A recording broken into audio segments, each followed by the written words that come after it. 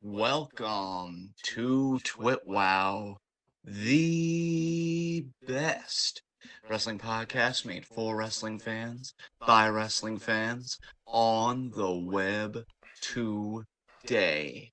I'm John, that's my cohort and commentary, and we welcome you to the week in review.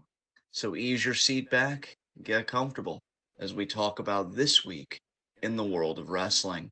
Now, I don't think it's been a terrible week.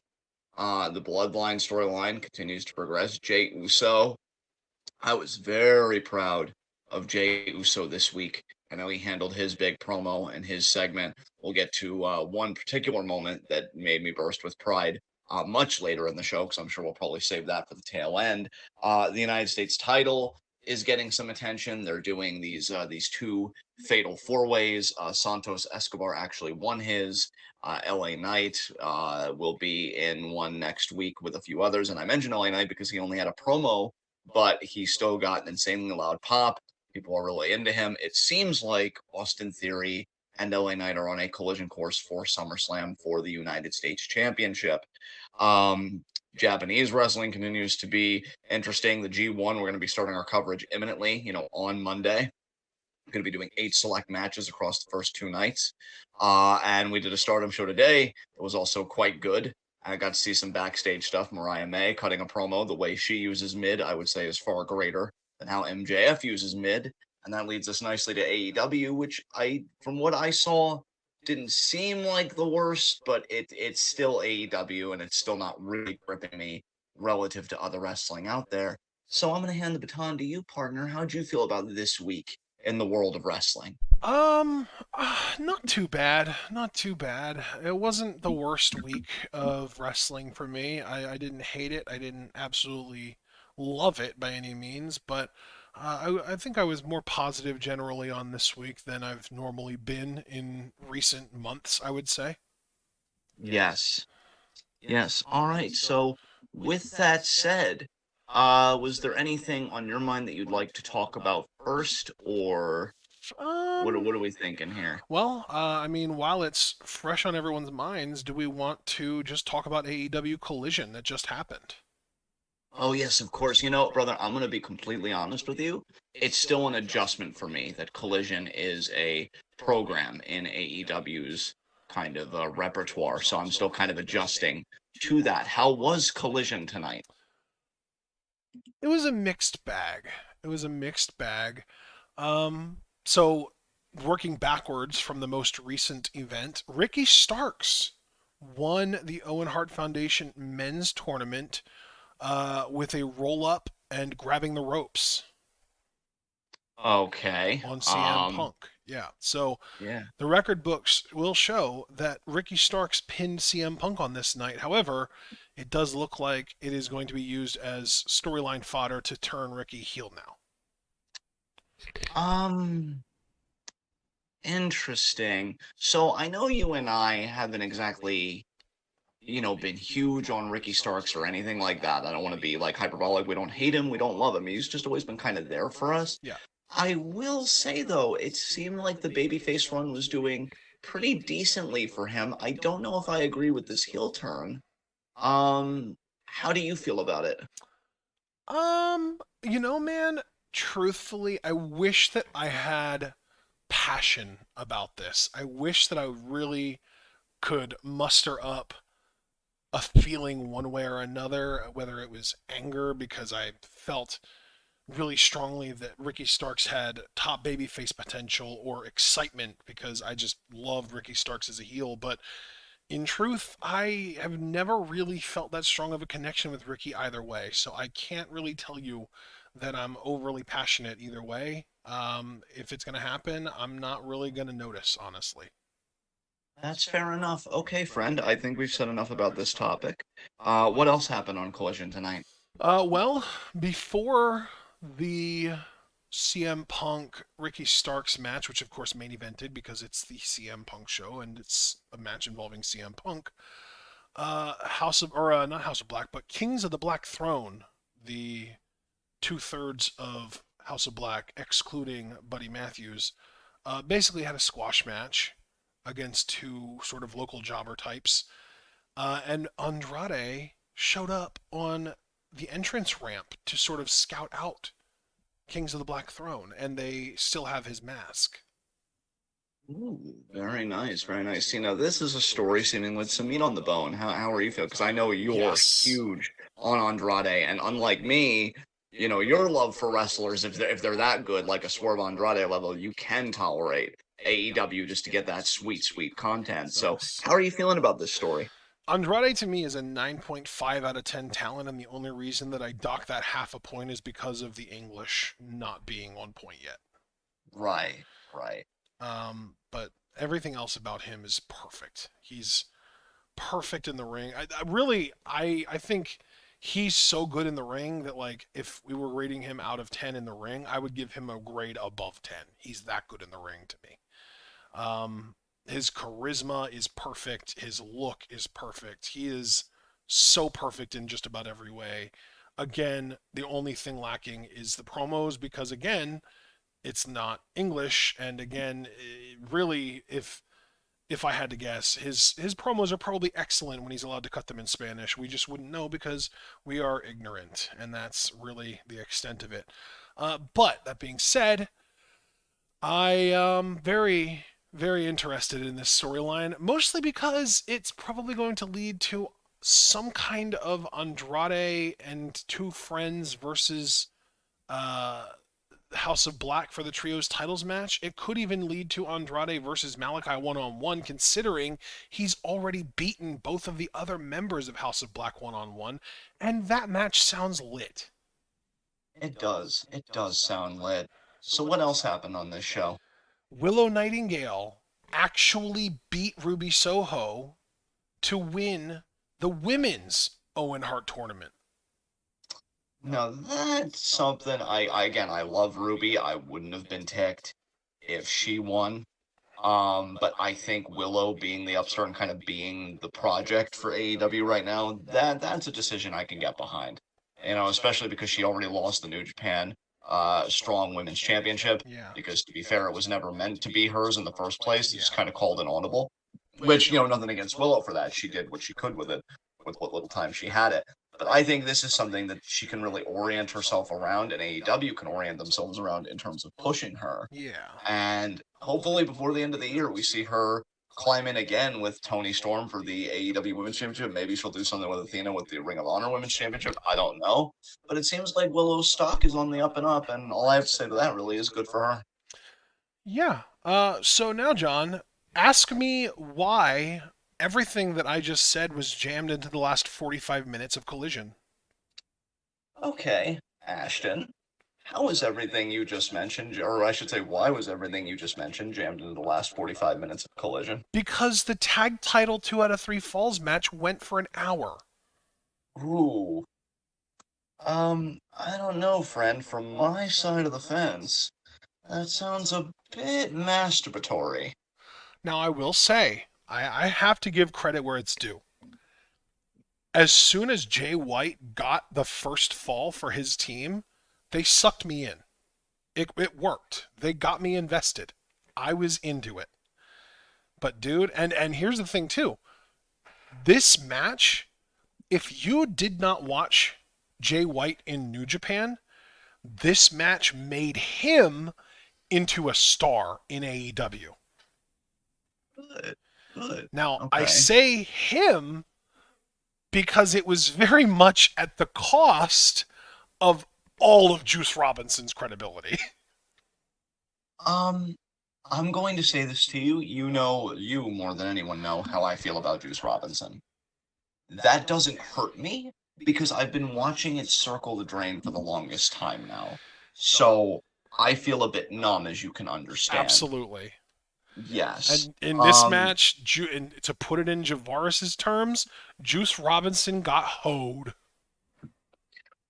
I'm just going to ask the question straight away to further contextualize that statement. Well, for one thing, did FTR retain? Yes. And then for the second thing, did Juice eat both falls by which FTR retained? Yes. Knew it. Okay. See how you had to give me so little for me to figure the rest out? So Yeah. for context, there was this incredible sequence where Jay White was just getting fucking decimated. He ate everything that FTR could throw at him, I think, except for the spike pile driver. I think he might have even eaten a big rig. I think. I'm not 100% sure on that. But they were going for the fucking throwback Blurfy finisher with the vertical superplex into the frog splash. And Harwood, I think it was, hit the vertical superplex on Jay. And you could see Juice getting up onto the top rope opposite Wheeler. And Wheeler goes for the frog splash, and Jay, out of sheer desperation, gets his knees up and rolls out of the way as Juice does a fucking splash onto Dax. And Juice almost went for the pin on Dax, even though he wasn't legal, but then he goes over and grabs Jay and says, Jay, you gotta go for the pin, you gotta go for the pin. Jay, being the fucking masterful pro wrestler that he is, understanding the amount of fucking offense that he just took, doesn't, in a panic, immediately go for the pin, continues to sell the shit out of what he just took, slowly makes his way over into the pin, near fall, and then continues to sell as he makes his way over to the corner to tag Juice into the match legally, who immediately eats a big rig and gets pinned for a 3 count in the second fall of the match. Okay. Okay. Just immediately, like, Jay ate so much punishment. And then Juice gets tagged in, and it's like the FTR were revitalized. It's like they were the revival. They were revived, and they sprung into action, and they were like, oh my god, it's the weak link. It's time to do this. And they hit the big rig 1, 2, 3, and it's 1-1. Okay, and how much space would you say was between the second and the third fall? Well, I would say about 20 minutes. There was about Okay, so 20 minutes yeah. per fall. It was about the first fall was around 20 minutes in, the second fall was around 40 minutes in, and then the third fall was around just shy of 60 minutes in. Okay, so just to kind of step back and to focus on a more holistic level, I will say this though, the matchup. final fall was Juice tapping out to a sharpshooter. Well, So you okay. said masturbatory even further into the masturbatory, Yes. area. To focus more on a holistic level about the tag match, again, as somebody you watched it, and I have other questions for you personally too, but we'll wait on that. Um, it sounds like the pacing between falls is pretty decent. Would you say the pacing of this match was okay, or do you feel like it Um, found its footing at some points, but then lost its footing in others? Like, was it kind of all over the you know what? place? I will say that the pacing was good. I will say that because this was a near 60-minute match. And I won't act like I never looked at the clock because I did. But it was mostly because of last week, because of how obnoxious last week's match was. This match was much, much better than their match last week, in my opinion. I think it was paced much better. And I mean, the stipulation and knowing that it was going to be 2 out of 3 falls and that it wasn't just going to end after the first fall anyway helped. And just kind of knowing that it was going to go for a longer time helped. And then also knowing that a single fall last week took like 40 fucking minutes also helped me to, like, set my expectations correctly for this match.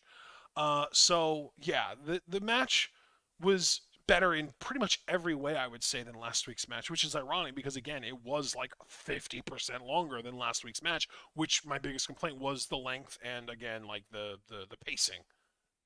Right. Um, on my side of things, hearing you speak the way that you have about the tag match, one could almost say that Jay won you over all over again with his performance. Is there any truth to that? Because you seem really enthused about how he did. You Yeah. maybe it's less that he won me over and more that it was like an Andrade thing where he reminded me why I loved him so much, kind of thing. Yeah, because let me just contextualize my remarks. Because I know you liked him in New Japan, but I know in AEW it was kind of like it seemed like he was having a bit of a problem finding his footing, and it seems like this was the match where it's like, okay, Now we've got rhythm. Well, Now we're moving. it You felt like he was able to really kind of flex his chops in this match.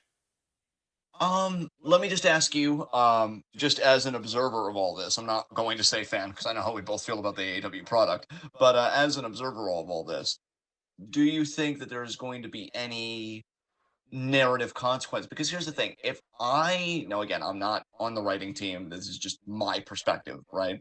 But if I'm looking at it, I'm seeing a guy in Juice who lost to Ricky Starks in the Owen Hart tournament on the men's side and has eaten both the falls that allowed us to even compete for these tag titles. Because I'm guessing in the match last week where they beat FTR, did Jay get the winning pin? Do you remember if he got the winning pin? I Because I'm thought assuming he did. Juice got the winning pin last week. I'm not I think Juice might have gotten the winning pin last week. If anybody can answer that, I'd appreciate it. Only because if there would be a trend of Juice not pulling his weight, I would have to wonder if Jay would want to excommunicate Juice, and that would lead to Juice going back to being babyface. That would be Um, glorious. I mean, we want to talk about guys being allowed to flex their chops. Babyface Juice Robinson is exactly where he parked his car. I don't want to get too passionate about this discussion, mainly because I refer you all back to the point that I made earlier that I'm already numb when it comes to Juice Robinson, so it doesn't really even hurt me anymore. I've just kind of accepted it as a fact of life. But if I could put my neck out for just a second, Juice really is one of those rare talents where normally I feel like with so many being a heel is their bread and butter. For Juice, being a babyface is his bread and butter. He can be entertaining as a heel. I've enjoyed his stuff. His babyface stuff is next level. It's the best you're ever gonna get of like those that old school babyface fire in a new, non-pretentious, non-boring package. Yeah. And I think he needs to go back to that. Juice, I'm telling you, like when his career ends, it's really going to be the biggest what if for me because I feel like the dude was hot at the time. The New Japan didn't know what to do with it. And when he lost that heat, like I already told you, bro, and this is from a few weeks ago, I went on Juice's cage match just because I wanted to see the fan reception. And so many people were like, he's lost a step since New Japan. Like, I don't know what happened. I miss old Juice. And like, I'm not looking to turn back the clock. If he was a babyface, maybe he'd want to do a new gimmick. That's fine. Because no matter the gimmick, if the psychology is there, if the chops are there, you can make it work. And Juice definitely has that talent. I don't want people giving up on this dude. And it's not him I've given up on. It's just the companies that work with him. Because for whatever reason, it's like, no, we really don't see too much. But I could see this dude with whatever babyface gimmick they give him, standing across from an MJF, owning him on the mic, and being on the marquee of a freaking pay-per-view. That's what I see in Juice. So I am curious if he could potentially feud with Jay White because Jay's kind of side-eyeing him and being like, I did my part. You ate a pin immediately. We had a lead. We got the first fall. You gave up our lead, and then you lost us the match completely. I know the type of character Jay is. I think that's perfectly consistent with his character. I And so wanted I to do have to blame wonder everyone when else it's for his shortcomings.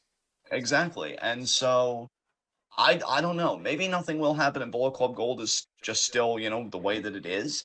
But it is They're fine. interesting and exactly. And AEW does like to be indulgent and be like, oh, look at all the little things that we're doing. Look how intricate our storylines are.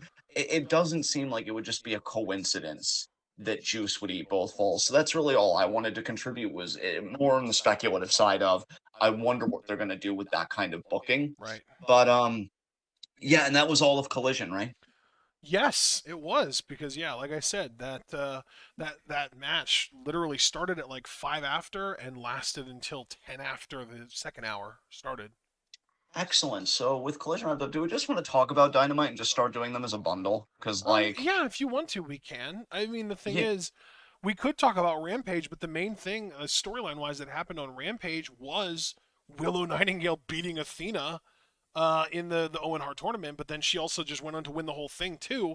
I don't know if you saw, but there was a backstage segment that got posted to social media where Athena was like fucking livid going after Willow. Security had to hold her back. She forearmed both security members, and then as she turned around to face Willow, Willow fucking knocked her the fuck out with a single forearm, and security dragged her away. And Willow was like, "Well, maybe after I win the Owen Hart tournament, I'll go after this too." and it seems like she will. Do you think this is going to be the title that's meant for Willow? Do you think she's going to end the dominant reign of Athena, or do you think Athena's No. going to find Well, a way to dude, turn here's that the down? thing. even if she didn't win the Owen Hart tournament, I would not have expected her to be the one to beat Athena for the ROH Women's Championship. But now that she did win the Owen Hart tournament, I think it's even less likely that she beats Athena for that title. It's just Athena really is having that reign. I mean, no reign is as just ridiculous in proportion as Roman Reigns is right now. Right. But she is really starting to have that reign where the question arises, like, who is going to get that rub? That's what I always think about with any championship, because we've talked extensively on this podcast how the title's a prop and performers got to make the title. Well, Athena's elevated it. I think more people probably give a care about the ROH Women's Championship now than they probably ever have. And that might be a hyperbolic statement for those more plugged into Ring of Honor. I apologize. But that's just my perception as like a filthy casual when it comes to Ring of Honor, right? Is that I think Athena has really elevated the stock of this title. So who gets the rub? I'll be very curious to see who that is, but I think Willow and Athena could do good stuff. I mean, let me ask you, did you see the match on Rampage? No. No, okay, because I was gonna ask you what you thought of it. But yeah, I mean, if they had a good match there, no reason why they can't have a better one when the title's at stake. So yeah. And then we've got Dynamite. And I'll tell you, the only thing I really paid attention to is, again, Better Than You, Baby, this team of MJF and Adam Cole. You guys already kind of know my thought on that.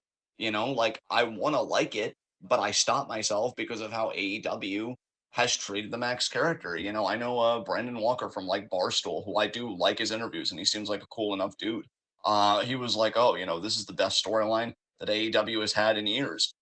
And in a way, I could understand why he'd say that, but in another way, I feel that that's incredibly sad, kind of an indictment of AEW, because look at who involves. It involves Adam Cole, who's terrific, but it also involves a guy who's been so one note the entire time. Like, if you're hitching your wagon to that guy that has not shown really any kind of range, has not really gone out into the depths of his character and what he can be, I just worry that this is going to have a really flat conclusion. And that's why I'm not getting overly invested, because flat conclusions, when you're really invested, freaking hurt. So, they did good stuff. They're going to the finals. I will say, where it does have a little bit of my intrigue, when they won their latest match, it actually cut to Roderick Strong, who couldn't team with, well, actually, it was never meant to team with Cole because it was like a random thing. But Roddy, he came in to help Cole, and they were supposed to be buddy buddy and stuff.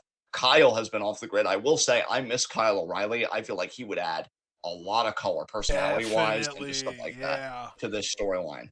I am missing Kyle, and this is coming from a guy that I've always respected, Kyle O'Reilly. Let's not get it twisted, but I would never call myself like a fan. I'm not going to be disingenuous imposter like I was one. I thought every time he's been pushed, I've been cool with it because I'm like, he's talented enough. But I've never thought about, ooh, let's push Kyle O'Reilly. It's never been it for me. But I will say in this case, given that Kyle and Roderick have the history they do with Adam, I am intrigued about those elements coming out and being like, Adam, the hell is this? This dude's a prick. And MJF kind of taking offense to that. And then again, if you would just take the risk with the MJF character and have him really be vulnerable and be like, oh my God, is Adam going to choose these guys over me? Like, I really did care about this dude, but then because that vulnerability hurts him and because he's not able to healthily go into those depths inside of himself, he doubles down and he does the heel stuff. But I want to see the conflict because, see, at least if I see it, it makes it different. But if even the conflict is kind of shown but feigned, as he's done before with like CM Punk and stuff, it just gets middle fingers from me. But I will say when they pan to Roderick and Roderick's kind of looking at it like, what the hell is going on here? That's interesting to me. That's compelling to me because I want to know what's Roderick thinking about. Is he thinking that Adam is getting a little too chummy with MJF? What's Kyle thinking about? Again, like, God, I really wish Kyle was here. Really, really wish he was here. But I think he's been dealing with like a neck issue, and we know how serious the neck is. So I don't even know when he'll be back. Um, but yeah, like that's why one thing I did agree with Brendan on is like, they could continue this for I won't say indefinitely. Every storyline's got to end. But I do think this has a longer life than maybe even AEW envisions because imagine if MJF and Adam win the tag titles. Imagine if Adam's like, okay, guys, the three of us are gonna tag together, and Roddy's like, no, no, actually, I really don't want to do that. This dude is a smarmy prick. There's so much I think they can do here before the inevitable Cole MJF rematch, but I think that's what AEW is thinking about. They're like, oh, it's got to be, all in Cole versus MJF for the title. And I would really commend this company. They're not going to do it, but I'm just putting this out there. I would really commend this company if they forewent MJF versus Adam Cole at All In and they went another direction. I don't know who the contender would be. I'm not going to say that I've thought that far ahead. But, I know it's a big pay-per-view for them, but if they gave that up to just further build the story of MJF and Adam Cole, Well, dude, don't blow my this my load thought too the soon. whole time has been that they're gonna do MJF and Adam Cole winning the tournament prior to All In, so that they could get their tag title shot as the main event of All In, Right. which is where MJF would betray Adam Cole, leading to Adam challenging MJF 1 week later at All Out in the main event of that show. Okay, so let me just correct myself real quick because I got them mixed up. I should have said that they should forego, in my mind, Cole MJF at All Out because I'd like this to breathe a little more. I mean, granted, there is a good bit of space between AEW pay-per-views, so maybe you could Yeah. still do it and get away with it. Well, yeah, because you got to remember, All Out I think is like the first Sunday in September, and the next pay per view is in the middle of November, so it's like 2.5 month wait there. Yeah, that's fair. I just worry about this suffering from a potential pacing issue, and maybe that worry is unfounded because they are doing good stuff here. I mean, I saw the segment where they played video games together, and MJF, was like, oh, games are for nerds, and that whole shtick he's done before. Adam convinces him to play because he's like, oh, but Max, you're in it, and your stats are awesome, Yeah. and it's this whole thing, and they're playing and they're kind of vibing, and you can see MJF is like having fun, and he's like, oh, video games are actually fun when you have somebody to play with, and then Adam's like, wait, Max, are you telling me you never played games before? And then Max just kind of does that little sniff thing that he does, when Oh he's yeah. like making kind of fun. He's like, well, you kind of Suckering need him friends in, for that. baby. Suckering him in.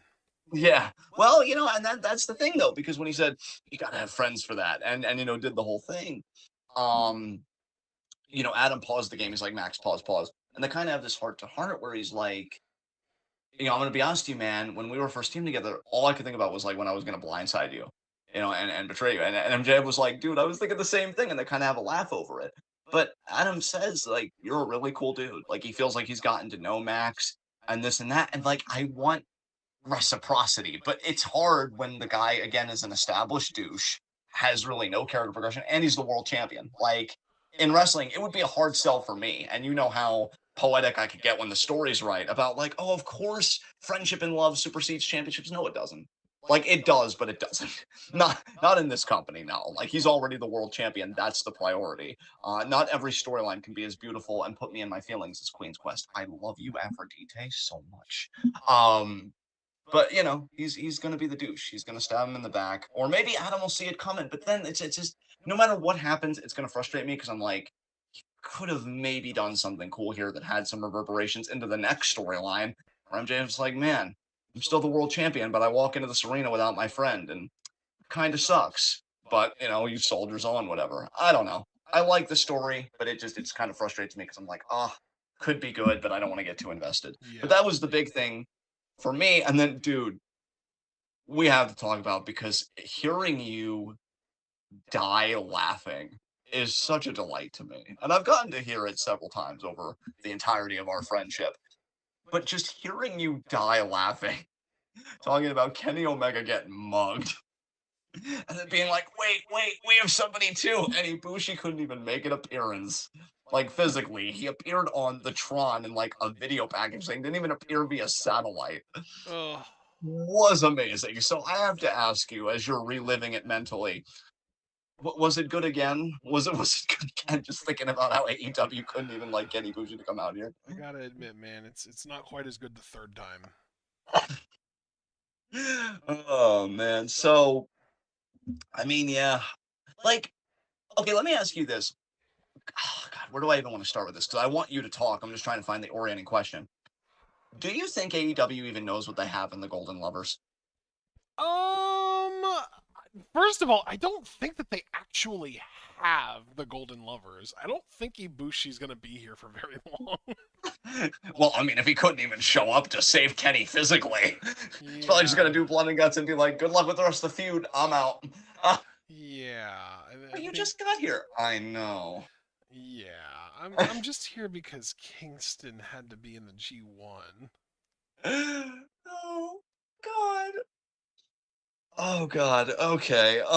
This is my So they favor to Kenneth. so so they don't really have golden lovers. They have more like golden long distance acquaintances or whatever. It's just it's very diluted. They have the Golden Elite for one night only. There you go. There you go.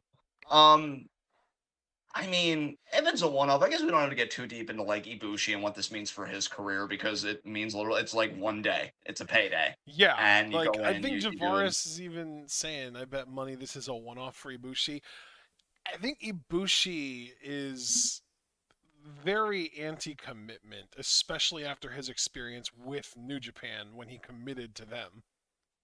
And think about it, he was like kind of anti-commitment before then too, and then I think the experience in New Japan just kind of made him double down. Like, no, I was honestly right the whole time, which is why I'm gonna live to be 200, and you're all dying on the fucking vine. Later, losers. I just fucking bounced.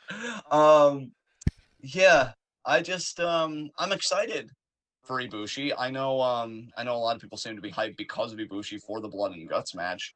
Um, but yeah, I mean, how have you felt about the build up to this? Have you felt like, because I know you actually do watch Dynamite, even if it's like on in the background, like you pick up enough. You think the build up has been suitable? Do you think it's just been lacking, especially when the Ibushi involved? Like, do you think he's gonna heighten the build for this now? You Just have any know, thoughts on that? did you see who the fifth man for the BCC is going to be? Oh, bro, I know you told me, but I'm gonna be honest, I forget. Who's the fifth man? It's Pack.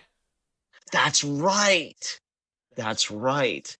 How do we feel about that? See, that we can kind of sink our teeth into because, like, I'm Pac's a mainstay. I'm almost as excited for Pac being back as I am for Ibushi showing up because of the fact that what you just said.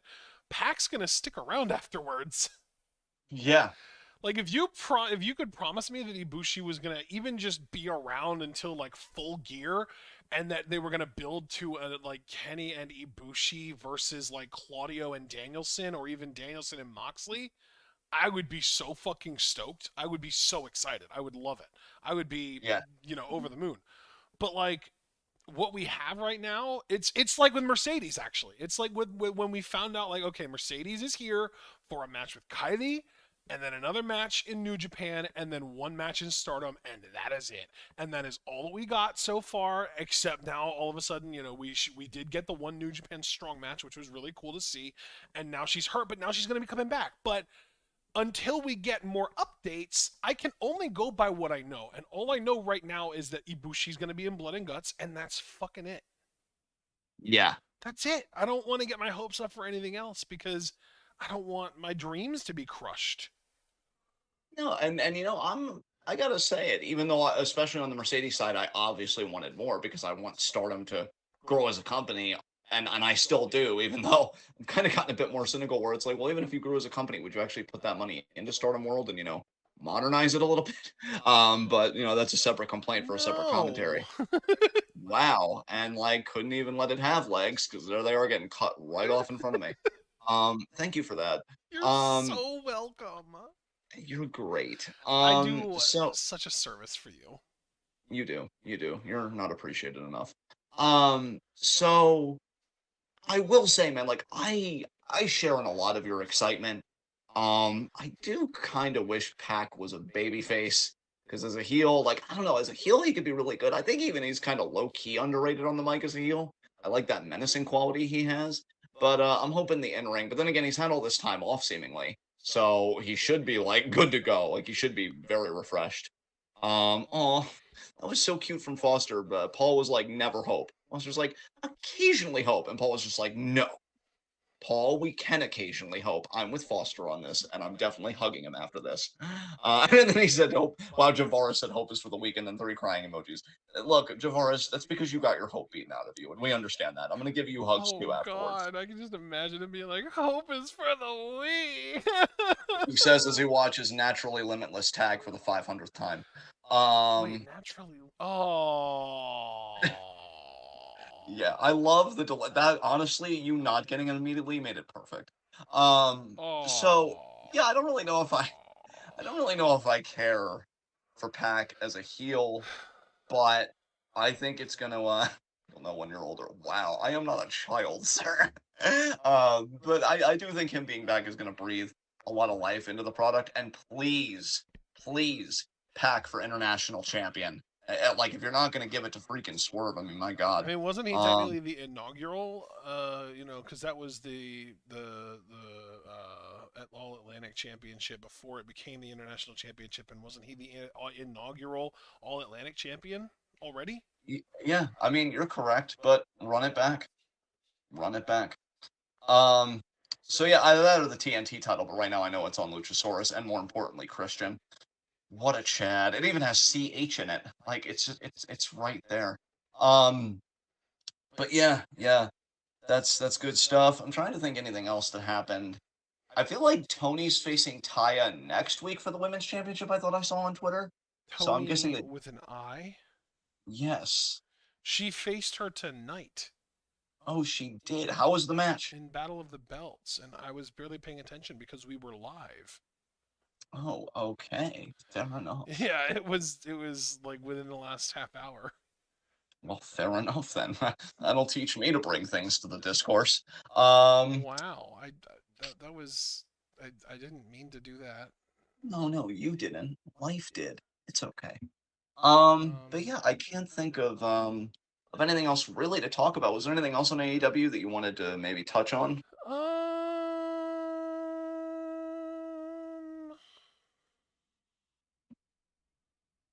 is Swerve is doing stuff, right? I mean, he always seems to be doing stuff. I just wish he would win more stuff. Aren't him and Keith going to be having a match soon, or did that match already happen? No, no, it didn't. Well, you know, better than waiting another 6 months for it, I guess, or at least it's what it felt like how long we've waited. This is going on forever. Um, so yeah, I guess with that we can move on to WWE. I do want to say a quick thing about NXT. Oh, Swerve beat Nick Wayne. That's what you're thinking he did, apparently. That's right. I knew he did something. Yeah, that's what it was. It was the Nick Wayne thing. That match went like 15, 20 minutes. Yeah, yeah. Way to make Swerve look good, I guess. Not really. But yeah, Nick Wayne is the new flavor of the month. He might get 2 months worth of flavor. I don't know, because he is 18 and they're gonna make a big deal about the age. Now he can do like all the spot stuff. But like Swerve is just so much more of a complete wrestler, I'm assuming, than this Nick Wayne kid. Because like it's not just about the spots, it's also about the charisma of the character, the promos, things that Swerve excels at in an age that is increasingly like, nah, like Swerve again is just so well rounded because it's like, all right, fine. You want entertaining matches? I got you. You want entertaining promos? I got you. Like LA Knight's leaning really hard into the one, and to his credit, it's working for him. And then other people, mainly like seemingly the rest of the industry, is like, but what if I do a 480-degree pile driver? And it's like, no, you'll die. It's worth it for the pop. So yeah, Swerve and Nick Wayne. Swerve did win. I think he posted a picture of that match, and Nick Wayne, didn't he bleed a lot in that match? I don't think he bled at all. I thought, unless Swerve, maybe this was from a No, different time or a different. that's probably a screenshot from a Defy match. I bet. Fair enough. Fair enough. Um, Paul, you're on point tonight, and I really can't even ask you to stop because I'm Dude, loving it. I have breaking fucking news from literally less than 20 minutes ago. Oh my God! All right, it's rare that we get this. What's the breaking news? And new a Impact Knockouts World Champion Trinity. Congratulations to her. Good shit there. That's awesome. Hey, she bet on herself and she won. And Impact better have given her the title because She I still want her in Stardom she personally, but beat Deanna. damn. Good for her. Really good for her. I'm curious what her reign will look like. Yeah. Um, but yeah, so now that we kind of touched on Swerve and Nick Wayne, and by the way, welcome Abel. I've really been missing you lately, and I love you so much, and I just wanted you to have that. And also, Paul, to finish my thought about you, I'm loving your energy right now, and I love you. I love your face, Paul. So you're just gonna have to deal with that, honestly. So to talk about NXT very briefly, if I may. Um, so yeah, we know Ilya Dragunov's gonna be facing Mello Ugh. for the title. Yeah. I know, but the good news is I didn't even want to talk about Ilya. Just wanted to mention that because Braun Breaker lost now, and I think I'm ready for him to be done in NXT. He looked Yeah. really good in this match. And look, I'm gonna be honest, and this is probably gonna be the most toxic I've sounded in a minute. Um, I want this dude who is an absolute goddamn unit to spear people, and then I want the camera to focus on them as they wheeze helplessly because they're hopelessly out of shape and their ribs are hopelessly. Okay, I was composed, and then you made me pop. And then their ribs are just crumbling into dust. I want them to ingest one of those cams that go in your stomach at the doctor, but I want it to be a live look at the ribs as they are just utterly fucking devastated by this Chad. This dude is ready. I'm not saying give him the main event right away, unless the crowd's really responding to him. Then by all means do strap the rocket. I'm not about screwing around, especially when you've got the reactions. Strap it on, baby. But yeah, this dude, he's a unit. He's superior. His spear is one of the best I've seen in the freaking business for a long time. And yeah, even the spear he got on Ilya, I pop for it. Like, I think a spear is kind of a litmus test because I've seen Edge hug people for like 10 years and then Goldberg just kills people. But I feel like Braun's got that sweet spot because his does look killer, but it's not, I'm gonna, botch this or I'm going to injure you, which I know with Brett, it was a kick that ended Brett's career early, not a spear. But, we know Goldberg works stiff. It looks stiff, but I'm pretty sure it's not actually stiff. So Braun's got the balance, baby. And it's working. And my God, what an athlete. Braun's got the balance, So baby. thank you. So yeah, I'm very happy with Braun Breaker's existence right now. And look, Ilya, you can have fun trying and failing to beat Carmelo Hayes for the NXT Championship because Braunathan here, he's gonna go up and he is just gonna, whether as a babyface or more interestingly as a heel, he's just going to smack someone's face into the goddamn dirt, and I'm here for it. So yeah, it was a great match mainly from Braun selling and looking like a monster, but they need to like reboot him on the main roster because I don't really like how they've made him look recently on NXT. Again, that match with Seth Rollins, I don't think really did him as many favors as a lot of people would have hoped. And then with Dragunov, like they did better, but he still lost. So yeah, I just gonna need them to kind of reboot, maybe kind of do a Ryback thing where he goes on a winning streak for a little bit, and then I'd have him win a mid card title personally. So we'll have to see what Nice. they do. And is there anything else I watched on NXT? I might have watched Chase U stuff, but I can't remember because I actually am invested in that storyline. Oh, I will say Oh? I watched Von Wagner beat the crap out of that dude whose name I can't remember. And I know Logan Paul said that Ricochet was 90% forehead, and we're gonna get into that promo later on our Raw coverage. But I mean, if you want to see somebody that's 95% forehead, I've got a Von Wagner to show you. But in spite of that, he comes out, he dominates. Now, two things interested me here about this. Well, I guess technically three, but the three doesn't even revolve around this segment specifically, but just what they've been doing with Vaughn more generally.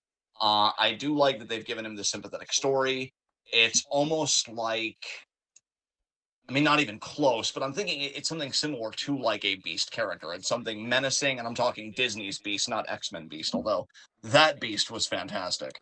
Oh, like Disney's Beauty and the Beast Beast. exactly, where it's Right. menacing, but it's like I'm suffering underneath all this fur. And also the controversy of like, how do you look better as a fursona than as a human being? Because Persona. we We're we bringing literal furry lingo to TWitWoW. What the hell? it was it was only a matter of time. I don't My know how you didn't see it eyes, coming. they're watering. But yeah, like, look, Beast, you're an uggo ass human, dog. I wouldn't have transformed, but then Aww. again, I'm built different, dog. I don't know. Um, Aww. so, dude, when he turns around, when I tell you, not only was it anticlimactic, but I'm guessing a lot of rivers, if you catch my drift, dried up, and they're like, no, change back, change back. Nah, nah, you ain't got it, bro. More Um, like anti-imactic.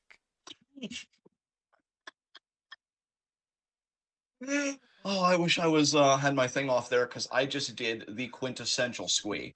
But yeah, he is like a lot of Beauty and the Beast beasts in the sense that the human form isn't that impressive, but when he turns up, it's actually pretty great.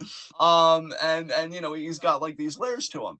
So he power bombs this dude, utterly destroys his face, and so two things are interesting to me here. One, it's getting over with the crowd. Like the crowd is like applauding him, got a lot of pop. So it's working. And I think if you can have this babyface be like, I can do destruction and people love it, and I found something for people to accept me, because I've thought about this storyline a lot. And I'm like, what's the payoff? Because I don't like that every payoff could just be, look how they've overcome this adversity and won a championship, right? Although in Vaughn's case, I thought maybe you could find him a tag partner. Like, I'd love if we would do a segment. And this is just my creative brain on overload, because I've been doing those extra recordings for the Discord and stuff lately. So it's kind of awoken something in me. But I'm like, I'd love if like Robert Stone, because he's really insistent. Like, I do understand you, Vaughn. I do understand you. Like, if he brought him to like some kind of community meeting or something, he connected him with other people like himself. And maybe he meets a guy. See, we would need something that would still be believable that they would be a wrestler, right? Because I was thinking, like, oh, maybe this person had like a heart issue or a liver issue or just some serious hospital issue like what Vaughn had. And they trade stories, and Vaughn feels like, man, like, I really feel like I belong here. And then that person he connects with, they go and they win the tag titles, because Vaughn's whole story is just being accepted by other people. I don't think NXT is interested in any of that. I think actually, no. Vaughn's going to be accepted by being who he truly is. Now, here's where the second interesting thing comes in. If the real Vaughn is a guy that, look, I just want to beat people up, I understand being emotionally aware and emotionally processing my emotions in a healthy way. Um, and that's why I do it in a sanctioned space. Like, I get paid to do this. I would never do it to somebody on the street. But yeah, if I'm sanctioned and I'm paid to do this, I'm power bombing that guy through a table. Robert Stone did not agree with that course of action. So now this story is kind of taking a pivot from what I thought it would. I thought this story was going to be, and I don't know if I'm speaking for Foster here as well. I'd love to know Foster's thoughts, mainly because he's handsome and I love every thought that he has because he's intelligent and well spoken. Um, I thought that Vaughn and Stone would grow closer together and they would be a babyface unit. Like, Stone is a babyface manager, which I think is very rare, and Von Wagner obviously is a babyface competitor. Now it seems to me, at least based on this one segment, that Vaughn's going to have to make a choice between the crowd's approval and Stone, who really has tried to make an effort seemingly to understand Vaughn and connect with him. Now, I don't know if we're going to get a later like backstage segment or something that shows that Stone was only feigning interest and empathy, because it's like, hey, if I could just control this monster, we can win and I can make money and I could get my return on my investment. And they go just, the typical dick route, right?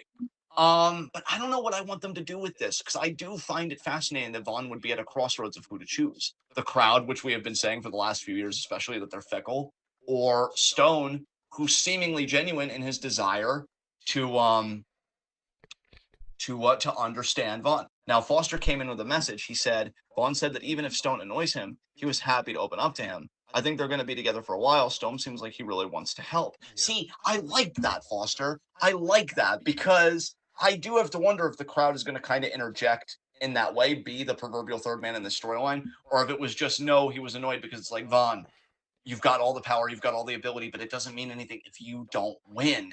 And you can win. You don't just have to, get the matches thrown out. So I will say, given all the words I just expended on it, this storyline does have me. So I will say Braun being a unit and Von Wagner seemingly finally stumbling upon something, and Robert Stone thankfully still being employed, because I do think he's a great character, were the two things I really paid attention to on NXT this week. I'm sure there's other stuff, but to be quite honest with you, I don't remember it. So that That's just goes to really show, fucking cool, though, man. yeah, not as cool as your face, though. Let's keep it in No, check. I disagree. I think Um, it's cooler. wow, that's By a degree of we're magnitude, even. wow, we're gonna have a talking to about this later, but yeah, we're gonna table that for right now. I And disagree again. wow, wow, audaciousness happening right now. I do have some Um, audacity, I will admit that.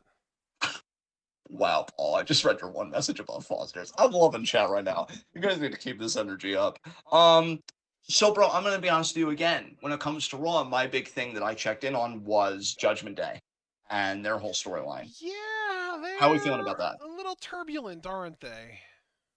Yeah, better than being a little turbulent. I don't know what I was trying to do there. I'm sorry. Please keep talking. How do you feel about this Judgment Day storyline? I don't know how to feel about it. That's kind of my problem with the whole thing. That's kind of where I've been for a while now. We even kind of talked about this last week, and I didn't know how to feel about it, and that hasn't changed. It feels like Finn is very baby facey, but Yeah, like there was a while there that it felt like Priest was very baby facey too. it does. I mean, two wrongs don't make a right, but what happens when both people are right and wrong at the same time? I don't know. I don't know either. And your voice, like your voice is a mood because I too am slightly distressed by the situation. What am I supposed to think? I don't consume media like this to have my thinking challenged. I consume media like this to have my thinking told to me. What am I supposed to think, WWE, so that I can either accept it or tell you not to tell me what to do? Which seems really counterintuitive, but regardless, a lot's just happening here. I'm starting to think now, bro, and I don't want to put the cart before the horse, especially because I know we do SummerSlam preview and Fuck that predictions and all that. horse. Well, you know what? Yeah, didn't even make good glue, you piece of shit. Couldn't even keep my planetarium together. But anyway, I'm starting to think the course here. We run Finn and Seth back for SummerSlam, which would be poetic because that was the pay per view where they challenged each other to be the inaugural Universal Champion. So it's like a real full circle thing.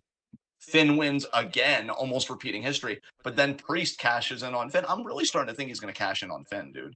But like at the same time, I could see us coming back here and one of us being like, that doesn't make any sense because they said they were cool in that one backstage segment. I know Priest kind of alluded to whether it's you or whatever, like whether you win Finn or it's this, I've got it covered. Implying that hey, the briefcase is always there, and Finn kind of had that look on his face, like, but you wouldn't cash in on me. Yeah, yeah, he would, Phineas. He would, and he would. So just stay alert. It's not paranoia. It's Damian Priest. Anyone who Um, wouldn't admit to wanting to cash in on that fine ass is lying to themselves. damn, you are feeling yourself right now, and I don't want it to stop. But then Feeling my also, peace right now. they they do win the tag match in the main event, and then Priest and Finn have that moment where they're locking eyes, and it's like ooh tension, and then it's like ooh you're wrong because I smiled at him, and Finn smiled back, and I bet every lady in the audience wishes they were Damian Priest or Finn. Tastes vary, but either way. Mutual smiling, and then Rhea's like, yes, yes. So she's happy the family's together. Dom, having already ruined one family, is happy that this one isn't getting divorced just yet.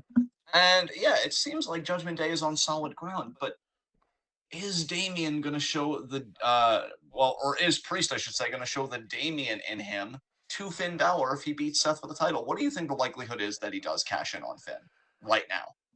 The only reason that I'm hesitant is because I don't feel like Finn is gonna beat Seth. Yeah. So you just think Seth's going to retain and then Seth's going to be cashing on, and that should like avoid tension in that way, but then Finn might still have jealousy that Priest did what Finn couldn't do, kind of thing. Yeah, I think that might be where the source of tension comes from, but I'm not entirely sure. Oh God, I just need to get this off my chest, just to kind of reaffirm the hierarchy here. Because Foster said it's weird because on Raw they have turbulence, but on NXT they seem united. I have seen that they've been doing stuff on NXT. That was something else actually that I did see was the promo Judgment Day had. Dom got heat again without even touching a mic. Um, Dom is challenging Wes Lee because God has an evil sense of humor. Foster, you know that Dominic Mysterio has grown on me. He's gone from guilty pleasure to I'm like kind of openly supporting him now. But I want to be crystal clear to you. I love you far more than Dominic Mysterio. So I will be rooting for Dom to fail because I know him succeeding hurts you, and you being hurt in any context makes me sad. Just so we know unequivocally where I stand. I am Team Foster and his magnificent face until the day I die. So let's go, Wesley. Retain that title so that you can ultimately drop it to Ali and then make me squeak because he'll finally have won a title that he deserved forever ago. Um, but yeah, Judgment Day is in a very interesting place. I still like the faction. Rhea still comes off as the leader. God knows she's the only title holder in there right now, but I do think Priest is going to catch up. But then I wonder what the rest of Judgment Day is going to do. Like, does Priest become the leader? Dude, I've even seen some people on Facebook with like those wrestling groups that get suggested to me. be like, "Oh, I think Dom should be the leader." And like there have been times where I've thought even that too. Like I can't lie. I've been like, he gets so much heat. If you really want Judgment Day to not be a cool faction anymore, why not have the fucking dweeb of the group lead it? You know? And then really, of course, it's Rhea leading in the shadows. But you Right, know how it goes. because she's in his ear, Exactly. Yeah, literally. Always whispering shit to him and stuff. But yeah, telling him how to think and how to feel and what to say. Dom Dom, I'm so much smarter than you. Let me do all of your thinking for you. And That gave Noshina vibes more than Rhea. I know, I'm still working on it. It's everywhere. But yeah, that's Judgment Day for you. They're seemingly united. Don't really remember much else about Raw. Did you bring in? Oh, Cody's masturbatory promo, of course. Oh, did he do another one? Um, I might have missed this one. You know what? I think as soon as his music hit, I went to the bathroom and didn't come out until long after. you took a Cody to avoid Cody. At least that's what I'm willing to Exactly. bet happened. Yeah. Um, wow, Foster. I shudder to think. Um, but no, it was another masturbatory promo from Cody. You know what the funny thing is? Like, he's not even bad in terms of like his diction or even the content, but the problem with Cody Rhodes' promos is Cody Rhodes. By which I mean, like, he just comes off as so disingenuously smug. It's like he's saying the things that he knows he should say to get that inspirational Yes, pop out of people. dude. That is exactly my take. Cody Rhodes is a perfectly serviceable pro wrestling performer until you like get to peek behind the curtain and know like what he's all about and who he is, at which point he becomes insufferable. Yeah, like, I mean, to put it in the simplest terms, I think he has a very manipulative promo style, Yeah. which makes it sound more insidious than it probably is, to be fair. But yeah, like you can hear it. Like he sounds like he's reciting A like an politician. action. He sounds A like a politician. That's what it sounds like is. a politician. Sounds like a movie like action hero or whatever, making the triumphant speech or whatever. It's like it's just so much going on. And then I got a bit confused because I think this was just fans speculating, but like the top comment was like, "Oh, I'm excited for Brock Cody 3," which I mean, fair enough. I'm not going to dog on somebody for looking forward to something, but they're like, "I think it should be a three stages of hell match." Now, first of all, I think we've done knew that for a while it's going to be a bull rope match more than likely, and I'm going to be honest. After the Natsupoi Ano strap match, I'm even less enthused because I actually like those two as workers, and Ano I just like in general because she's perfect. But Cody and Brock, the only thing that gets me out of bed about that is just Brock mauling Cody. But then what does it matter when it serves Cody's masturbatory ends? His masochistic babyface philosophy. The more I suffer, the bigger the pop, because the more I suffer, the bigger the comeback, the bigger the pop. Um, I'm really not here for that, you know? I haven't really been a fan of the concept to this day. I feel like JBL and Eddie kind of pulled off a miracle because they did one of the few bull rope matches that I actually liked because the story was there. Eddie is Eddie, and JBL, whatever we can say about Was him, he that the really super was. bloody one? That was Judgment Day before that. Ah. So I mean, JBL bled in this one, but if you're talking about when Eddie accidentally cut himself like 2 days, Yeah. yeah, like that was Judgment Day. Judgment Day. Um, but now with his son Dominic Mysterio. But yeah, Oh my that god. yeah, What crazy, a isn't it? coinky dink. Yeah, that really is a coinky dink. Not better than shrinky dink. But yeah, Wow. it's gonna be okay, I'm sure. But I'm just no, dude, I'm really at the point with Cody, honestly. And by the way, Gala, first of all, welcome, and I agree with the comments that you've been making about Cody. She's called him like inspiration porn, and I loved what she said here. She said he's so carefully calculated and crafted and fake. Absolutely, absolutely. Um, I, I guess my thing with Cody is I'm just kind of tired, not even of him. Like, obviously I am, but like I'm tired of just the story, right? As we've been saying, just give him the fucking world heavyweight title. Let him have however long of a run you want him to have with it. And then maybe he'll leave because he's like, I did it, Dad. I did it. Now I can do other things in pro wrestling. Maybe go back to AEW because then he won't be butthurt about not being able to challenge for the world title. And I'll be like, okay, guys, now that I scratched the itch, I can lead this company. And I already wasn't watching, so that's cool with me, Cody. Lead that company however you want. Just just give it to him. And maybe you're not giving it to him precisely because you know deep down in places you don't talk about at parties. I'm right. That's right. I quoted a few good men and I did it succulently. But yeah, we just need to rip the band-aid off, man. We need to get this Cody title run out of the way because we know what's happening. So better sooner rather than later. Javara said, "I'm sick of Cody's story." Do you have anything you want to add about? Well, I know you said you checked out of the promo, so Yeah, I well, no, mean, I mean, here's my thing, right? I think the Cody fatigue on our end is partially because of the fact that we were following AEW for at least a portion of his run there. And when you were watching him in AEW in a promotion where he literally couldn't win the world championship, and now you're watching him in WWE where his entire fucking character is my whole I need to finish the story and my story is winning the WWE championship. It feels like this dude has been edging his fans for like 5 years now. look, the only edge play I approve of is when it comes from Adam Copeland. God damn it. Um, You and know what I mean everything. though? Like Yeah, that's what it is. It feels like this dude has just been jerking his fan base off constantly but not letting them bust a nut for like 4 or 5 years at this point. yeah, yeah. Um, and that nut's got to be busted eventually. I mean, I'd prefer not to. I'd rather them just suffer and go fetal with those blue balls until the end of time. But I'm a realist, and we know that this is gonna happen. So That sounds anything on so Raw? painful. I know. We don't deserve this. Um, anything you want to discuss from Raw? 'Cause I've already mentioned a few things here. Was there anything Let you wanted to bring to me the docket, pull up a sir? recap of Raw because I have just a horrible, horrible memory of this kind of thing. Let's see.